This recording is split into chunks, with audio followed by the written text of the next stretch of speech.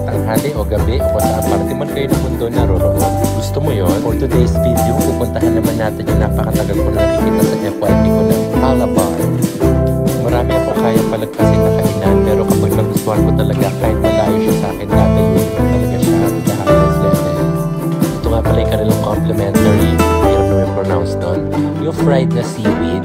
Sarap niya talaga bongga, pati yung sukal ginamit talaga, tinutungga ko siya. Shot tayo, sis, charot. So, syempre dahil nasa Malabar tayo, kailangan kakain tayo ng oyster. Mahilig talaga ako kumain ng oyster, lalo na kapag baked siya. O, yan, makakain. Nakala mo walang bukas. So, sige, shot mo ulit yan, kuya. Medyo malayo yung pinanggalingan namin. Pasay pa kami, tapos somewhere in QC, Malabar.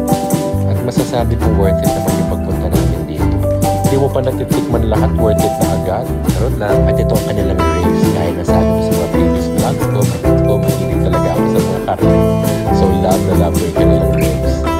So, sa mga oras na to, tinitipa ko na yung kanilang mashed potato dahil termo talaga yan sa ribs. Tapos, hinihintay ko na dumating yung aming mga next order. Kaya laman muna tayo ng very light.